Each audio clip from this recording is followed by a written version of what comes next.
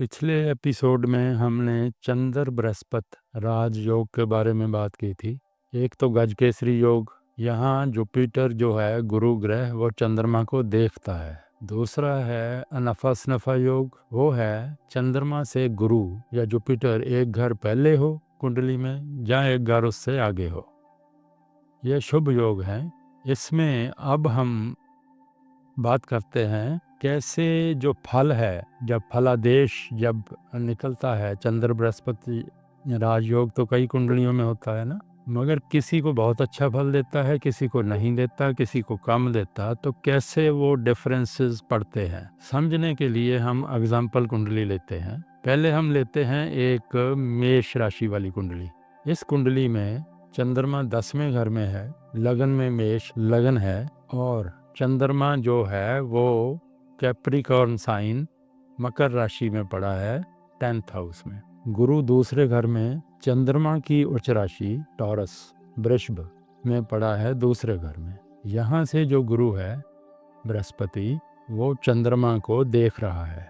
ये गजकेसरी योग बनता है। मगर इसको जब फलादेश निकालना है तो जो फैक्टर देखने पड़ते हैं वो ये है कि पहले चंद्रमा का हम पोजीशन देखते हैं। चंद्रमा इस केस में अपनी शत्रु राशि में पड़ा है, शनि की राशि है, मकर राशि, कैप्रिकॉर्न साइन चंद्रमा की शत्रु राशि है। दूसरा अगर हम देखें तो वो सुख चौथे घर का चंद्रमा मालक है, ये शुभ है। अच्छे घर का मालक होना चंद्रमा का 10वें घर में पड़ना बहुत शुभ है। और तीसरी चीज हमने चंद्रमा का जब देखना है बल, तो वो देखना है कि सूरज से उसकी पोजीशन कहाँ है। ये करीब 10वीं का चंद्रमा है। ये बल अगर देखें उसके मुताबिक भी ये अच्छी पोजीशन इसकी बनती है। अगर सूरज की पोजीशन कुंडली में ऐसी हो कि वहाँ से चंद्रमा 10 दिन आगे चला जाए, मत्स्य से डार्क जो मून नाइट होती है उससे आगे 10 दिन आगे निकल जाए तो 10वीं बोलते हैं। ये स्ट्रॉन्ग चंद्रमा बनता है। अगर सूरज की पोजीशन ऐसी हो कुंडली में तो चंद्रमा ये स्ट्रांग है, मगर एक ही डिफेक्ट है कि शत्रु राशि में है। अब हम गुरु को जुपिटर को देखते हैं कि उसका पोजीशन बल कैसा है। दूसरे घर में गुरु अच्छा फल देने वाला है मगर शत्रु राशि में है, वो शुक्र की राशि है टॉरस। वहाँ गुरु अपनी शत्रु राशि में है क्योंकि शुक्र उसका मित्र नहीं है इस केस में। और हमने देखना है कि गुरु किन घरों का मालक है। भाग्य स्थान में पड़ी है गुरु की राशि धन, इसका मतलब ये भाग्येश है, भाग्य का मालक होकर के दूसरे घर में पड़ा है, चंद्रमा को देख रहा है, अच्छा फल देगा। ये मीडियम किस्म का गजकेसरी योग बनता है क्योंकि ये 9वें घर के साथ साथ 12वें घर का भी मालक बनता है। 12वें घर का भी थोड़ा फल ये देगा। इसी तरह चंद्रमा शत्रु राशि में पड़ा है, गुरु शत्रु राशि में पड़ा है, उसका थोड़ा सा परेशानी वाला इफेक्ट भी ये लेकर के आएगा। मगर एक बात तो है कि भाग्य का मालक गुरु दूसरे घर में बैठ के कर्म स्थान में बैठे चंद्रमा को, जो कि सुख का मालक होकर सामने सुख को देख रहा है, ऐसे चंद्रमा को बृहस्पति का देखना ये अल्टीमेटली शुभ फलदायक होगा।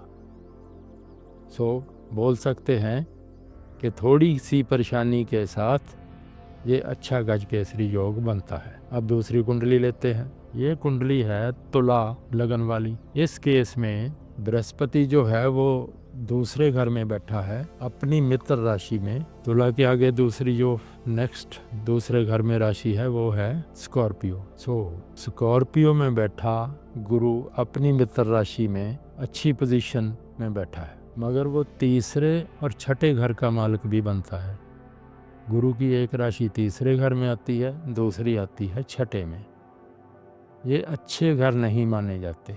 गुरु तीसरे घर का मालिक होने के वजह से अपनी मेहनत से, अपने बल से ये अपनी किस्मत बनाने वाला, अपनी बुद्धि से, अपनी विद्या से किस्मत बनाने वाला होगा और बनाएगा। और चंद्रमा जो है इस केस में अपने घर में 10 में बैठा है, उसको ये गुरु देख रहा है। चंद्रमा यहाँ स्ट्रांग है, 10वें घर में अपनी राशि में बैठा है और गुरु उसको देख रहा है। अच्छा बृहस्पति ये स्ट्रांग होकर के चंद्रमा को देखना, ये काफ़ी अच्छा गजकेसरी योग चंद्र बृहस्पति राजयोग बनता है। थोड़ी सी परेशानी ये देगा क्योंकि छठे घर का मालिक होने के कारण ये थोड़ी सेहत की ट्रबल या थोड़ा कभी कोई डिस्प्यूट या कोर्ट केस हो गया ज़िंदगी में, मगर फिर भी ये गुरु वहाँ नुकसान नहीं होने देगा। परेशानी ज़रूर दे सकता है मगर परेशानी भी नहीं होगी, मन बहुत स्ट्रांग तो स्टेबल शांत रहेगा क्योंकि चंद्रमा अपने घर में अच्छी पोजीशन में 10th हाउस में स्ट्रांग होकर बैठा है। चंद्रमा बल में भी है क्योंकि सूर्य यहाँ छठे घर में है और चंद्रमा उससे काफ़ी आगे निकल गया है। ये बल में है चंद्रमा। बलदायक चंद्रमा को जब सूर्य देखेगा तो वो चंद्र बृहस्पति राजयोग बनाएगा और थोड़ी सी परेशानी या हेल्थ ट्रबल के साथ बहुत ही अच्छा फल देने वाला होगा। किस्मत साथ देगी, अपने बल से अपनी किस्मत बनाएगा, बुद्धिमान होगा ऐसा इंसान।